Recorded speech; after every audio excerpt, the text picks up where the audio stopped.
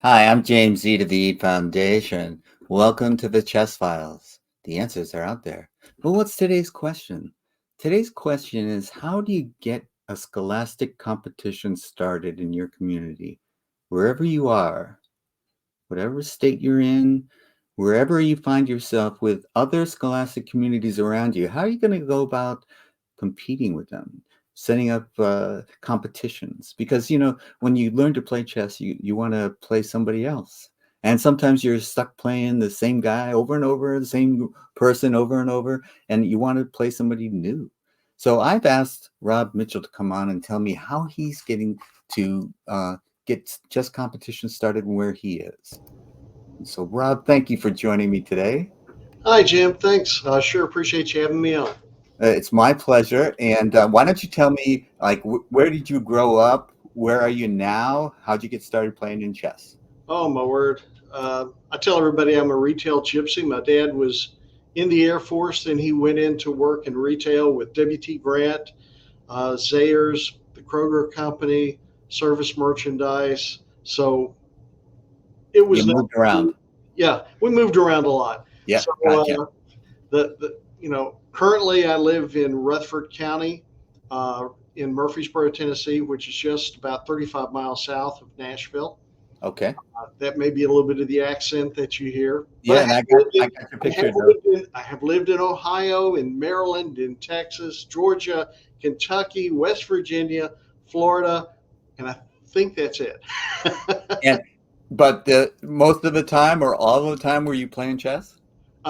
Been playing chess my entire life, as long as I can remember. Okay. I remember I first saw chess. My dad was playing chess with a neighbor down the street, and the neighbor's son was my best friend at the time in Jacksonville, Florida. And we would watch our parents play, our dads play, and then the pieces that were left over, we'd try to set up our own game on the side and try to follow the moves that they made. So Uh-huh. it kind of grew out of that. Then when our parents weren't playing, my friend and I would play chess. And so now you're in part of Tennessee, just south of Nashville, and you're trying to get not just your kids to play chess, but other kids to play chess. Right. How's it going? Well, I mean, we're getting there. We will get there. I don't take no for an answer. Okay, let me just put a little shout out to Promoting Pawns, because that's your organization, right? Right. Okay. Promoting Pawns is our organization here. We do have a website, and I apologize for the way the website looks.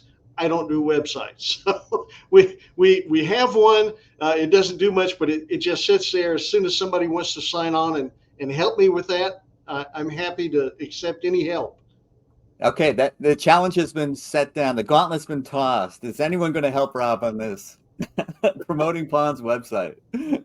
Okay, Rob. So you're trying to get kids to play chess, and you got a website, but that's not working too well. What is working well for you? Well, what's working? I'm lucky. I'm an elected official. So I have a little bit of a bully pulpit to insert what I think is the right thing to do before people, and they kind of have to listen. They don't have to listen, but they have to pretend to. So it's kind of like your kids. They I get pretend you. to I listen, get but you. they're not really be listening, but they pretend to. So I do a lot of pretending, so I understand.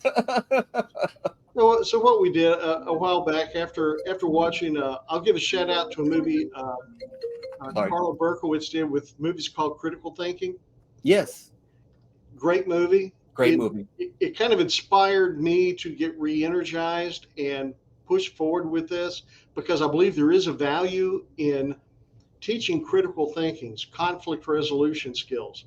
There's Yeah. so much going on in our world today that we complain about, when the real issue is, What is it about a child or any individual that thinks the way to resolve a problem is to pick up a gun and shoot somebody, or to take a knife and stab somebody, or you don't like what somebody said to you at the McDonald's lunch counter, so it's appropriate to take whatever's there and throw and hit the person and try to harm them.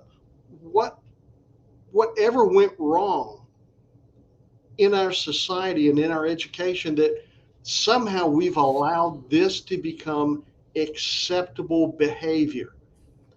And I was telling my wife about it. She says, "Well, do something."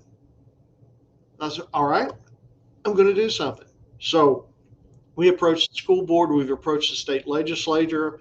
I've worked with Jerry Nash from FIDE on trying Oh to yeah, his yeah. program a grant done through the state of Tennessee to have his program to teach teachers how to integrate chess into their regular curriculum involved. We haven't, then COVID hit.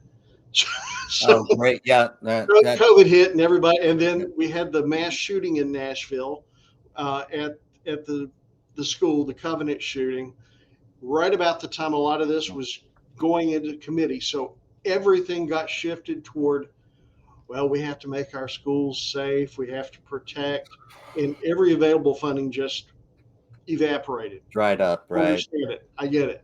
We It, do. We do understand. It just, sometimes the luck is timing. it Timing is is. everything. Mm. Timing is pretty much everything in this world. If it's the right time, it's going to happen. If Right. it's the wrong time for it, it doesn't matter how impassioned you are. You're just running your head against a wall. We've But had Jerry Nash on the show, and he's doing a good program, so he's a good guy for you to hook up with. So, he is. yeah, Jerry is super. He's yeah. solid, and he's just right down the street from us. Oh, He's 50 miles away. So uh-huh. Yeah. I keep telling people in Nashville, I said, how blessed are we that the person that's in charge of this internationally is just right next door? Yes. So um, knowing that funding was going to be an issue, and working with schools and working with governments, I know that's the first thing to say no is we don't have the money. So I decided I'll try to raise some money for the sets and for the equipment. So I reached out to Marcus Lemonis. Big shout out to Marcus. He gave us $5,000. He's got a great heart for doing the right thing. Watch his shows on TV, please. Okay. This is not a paid endorsement. He's just a good guy. So Marcus, and what was the last name? Lemonis. He Lamona. does the TV show The Prophet Okay. on CNBC, and he has another show called The Renovator that's on HGTV. And he's also the CEO of Camping World. All right. So, Shout you know, out to Marcus. he's a solid individual that believes in doing what's right for the community. And obviously, when I wrote to him and I said what my goal is, what my vision is to create a chess program for school to teach critical thinking and life skills with chess through the game of chess to our students. Getting it into the schools is primary. How it gets there in what form, we just need to get it in. We need to get it in. So I had with Marcus's $5,000, I had another little mini tournament between elected officials to invite them in, Oh, to give cool. them an opportunity to meet with Jerry and to play chess with one another. Some children came up from an hour and a half away in Chattanooga. They came up from the Kingship Chess Academy, which is a program that Chattanooga has. The children were there. They talked to the elected officials, played chess with some of the elected officials, talked with them about how chess had helped them so that they could get the vision of what it was that we were trying to accomplish. We Right. raised $1,000 with that. So now we're up to over $6,000. My next goal is to get the students enthused about playing. So I'm going to host a high school chess championship for Rutherford County. All right. And I'm sending out an invitation to all of the schools saying on a certain date, we're going to meet at a location. that we still haven't worked out. I'm trying to work with a local university to see if they'll assist us. If not, I'll just rent a conference hall somewhere. I've already bought the boards. I've got a source for all of the clocks. It won't take that many. If you got 12 high schools, you have 6 clocks. You know, and we'll just have a tournament between whoever the school selects to be their champion. Now, once it gets there, I don't care who the champion is that they select. Right. That's up to the schools Yeah. to determine. All right, we want to send somebody from our high school to represent us. Who wants? They could say sign up and we're going to pick somebody, or Yeah. they can say, hey, after school one day we're going to have a chess tournament. Whoever wins will be our representative. That's what we did back in my high school. We just had a tournament, and that was our team, the guys who finished at the top. And Yeah, yeah, and you got in the order. The highest you scored, then that's the board order. that's it. That's it. And once everybody gets out there to play, I'll give them their team tournaments, and I'll give the individuals their personal tournaments, and then we'll send information out to the local news media and say these are the chess champions, and Yeah. try to create a buzz in the community about it and create a sense of pride inside of that school where they say, hey, that school's not going to beat us again. You I got made us. that. You Yeah, got that right. Because yeah, everybody wants a champion. And be called the champion, and especially if you got one town over, you got this high school that you're competing with and everything, and they're beating you in chess. Wait a minute, let's start a chess program. we beat them in football, we beat them in baseball. Yeah, They beat us in chess. Yeah, yeah, let's yeah. stomp us That in chess. stings, by the way. Yeah. No, that's because the jocks go to this school and the really smart Smart kids people go to go to this school. our school. But there's a line in the movie Critical Thinking that chess is a great equalizer, and it really is. And I think the I agree. opportunity lies in some of the underfunded schools or the schools where people are really struggling, the parents are struggling. This is an activity that their children can excel in You're so that right. requires very, very minimal equipment. It's inexpensive compared to other sports and other activities. Yeah, It's you don't ever inexpensive to get have to worry started. about your kid coming home with a torn ACL after playing a game of chess. It's the one sport that I've been participating in all my life, and I have not yet been injured. Little carpal My tunnel ego was has been swimming that bruised. My ego has been bruised, but that's it. No, a No, chess player doesn't have egos, do we? but not only are you saying something, you're saying something that's critical. We've been finding this out all across the United States that in these sometimes we refer to them as Title I schools. Mhm. And starting chess programs in there makes a big difference because we don't tell these kids that they're smart if they can play chess, but they think that. They think that when they start to learn how to play chess, their self-esteem grows. You Oh can yeah. see it in their eyes. And this is directly transferable back into the classroom. If they think they can play chess, then maybe math tables aren't so hard. That's right. And Well, so what you're doing is giving a gift to these children. well, And so we've Jim. I'm 65. I know that what I have left. I want to leave this world a better place than I found it. And the only way that I think I could be successful at that is if I create a system where, if it's carried on, children will have a way to be better prepared to face the challenges that they're going to have. There are challenges that you and I had growing up that our parents and grandparents never even considered. And as fast as change is coming in the world today, there are situations that our grandkids and our great grandkids are going to be faced with that we don't have a concept right. for. But if we can't tell them what they're going to be faced with or how to address it.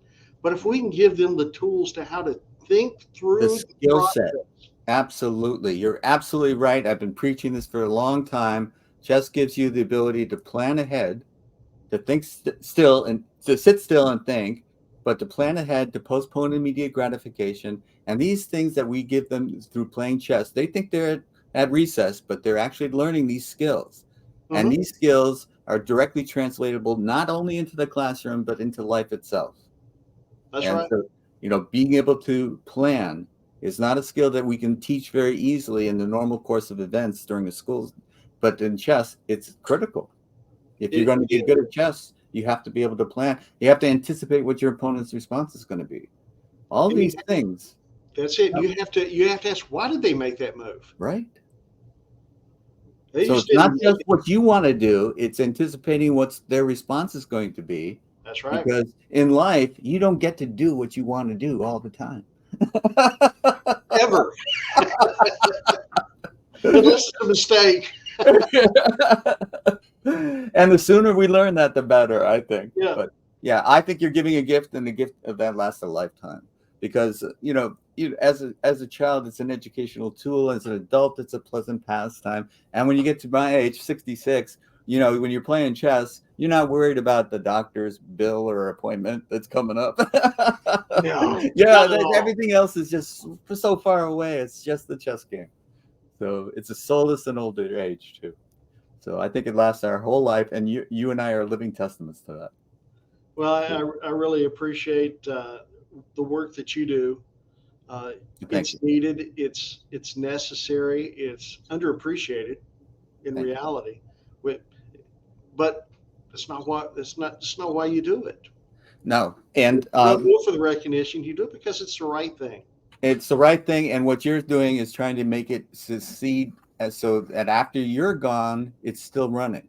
And I That's it. I heard that in your voice, and that is so. I tip my hat to you for that, because it's not about Rob Mitchell. You're doing something that you want to last, and it's for the kids, and it's for society. I mean, we're not getting too grandiose here. If we can No. make an incremental change to society, that's a life well lived. Well, uh, I live in the Bible Belt, so this is this is my little mantra with what I believe. I believe that the good Lord, the higher power, put us here to take care of one another. Just like we would, if we leave our kids at home and we have to go off to the store to get something and say, guys, what I need you to do: vacuum, do the dishes, and fold the sheets, and take care of each other. Just don't tear the place up. And I go away, and you got the three kids. One says, "Well, we need to do the sheets first, and then we need to vacuum, and I don't remember what Then else do the dishes. to do, but we need to do that." And then another one says, "Well, no, that doesn't make any sense. It Yeah. makes more sense to do it this way." And then you have another one says, "Well, they told us to do it in exactly this order, and if we Uh-huh. don't do it in that particular order, you're wrong." And, Uh-huh. and they spend the whole day fighting with each Arguing other, instead of doing. Yes. arguing, and you get back, and the house is a mess, and the kids are mad at each other. Yep. You think, guys, just take care of stuff. I don't really care what order it's done in, Yeah. but I really don't want you hurting one another Yeah. because I love you all. Right. Please, I don't want you to kill one another. Right. I gave you this house to live in. Just take care of each other. Yeah. There's nothing in this world that we can't solve if we talk. I so agree with you. And it's such a lost art, and our congressmen aren't always sending the best of examples. Can we get Um, them to play chess? I know. I mean, Let's start a Congress seriously. chess tournament. I mean, I think I'm that'd go a serious long as a way, heart huh? attack with that. Let's get them to play chess. Let's Yeah, teach them to play chess. yeah, Make them sit down and play a game of chess with one another. I think if they would just talk to each other and interact over a chessboard, they would see that yeah, there's not that much that divides us, and the way that we're at such polar opposites and such extremes is mind boggling to me, because when you sit down and talk to people, you find out how much more in common you have. Hmm. than the differences that you have. There's so much more that unites us than divides us. And as long Absolutely. as we're not talking to each other, we can pretend these divisions are greater than they are. So it doesn't matter if I live in California, if you live in Tennessee, if we're trying to do the same thing about handing a better world to the children that follow us than the one that we found, then we have a lot more in common than the differences between us. Whether or not you wear a hat or I do, it doesn't matter. Yeah. So what do you think besides the championships, which is a great idea? Totally think that that's a fantastic way to go about it. Um, the other thing would be fundraising, is what I've been hearing in your voice. That's the biggest challenge. Am It I correct is. in saying that? Yeah. It is, and I've got the money that comes in right now. I'm taking a hit out of my own pocket because Yep. I haven't set up a nonprofit. But I've arranged for folks, if they want it, just to give the money directly to the county, and then it goes into a secured fund that can only be used for chess in education. Yeah. So, Yeah. you know, I don't get. There's no profit involved in this, Right.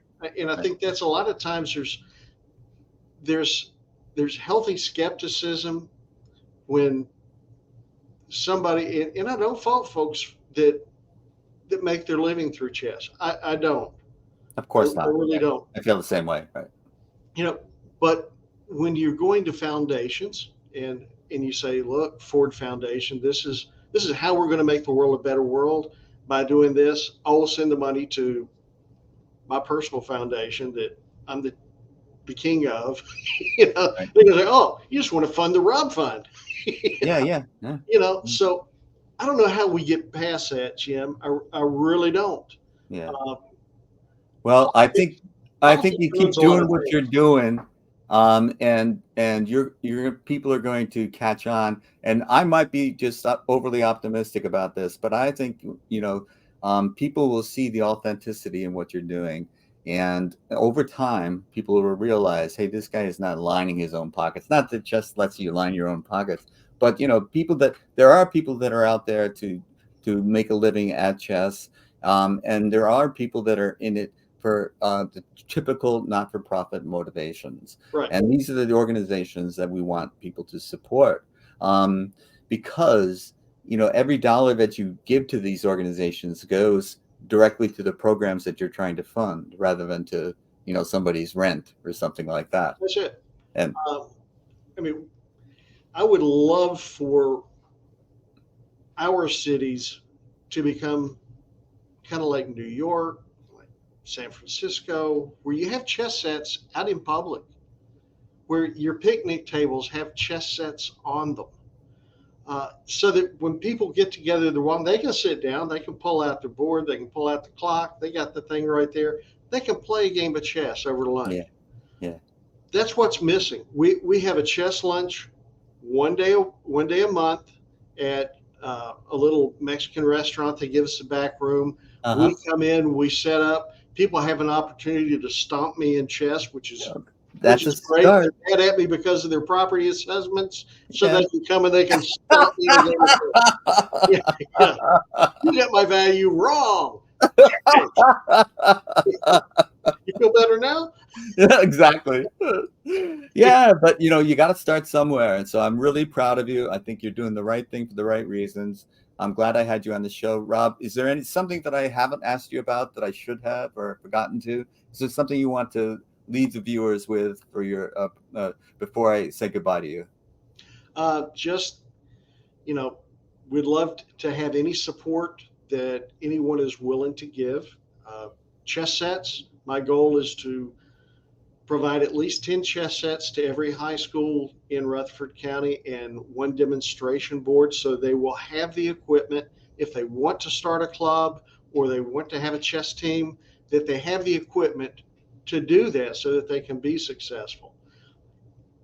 If you want to send money, you can send money to Promoting Pawns to at in care of Rob Mitchell, Rutherford County Property Assessor's Office, and I'll make sure that it gets right over, make it out to Promoting Pawns for Rutherford County for chess. I'll take it right over to the finance office. It doesn't go into my bank account, doesn't go into my pocket. It goes straight into the county funds to be used to help our kids. Uh, and I love to play anybody online with a game of chess. I don't play well, but I'm always up. I'm always up to learn. All right, Rob. Thanks again. I really appreciate your efforts, and I'm going to say goodbye to you now. Thank you so much, But Jim. the best of luck to you. Thank you, my friend. All right. Bye-bye. Okay, that was Rob Mitchell promoting pawns. And I was answering the question today. Today's question was, how do you start a program, a chess program in your community? And Rob gave you some good advice, I think. One is start a championship. Everybody wants to be a champion, and every school wants to have a champion. So this is a great idea, and it's the answer for the chess files. The answers are out there. Today's answer is start that program. Get out there and do it. You can do it. Rob did it. I've done it. You can do it. So thank you very much. And this is it for the chess files.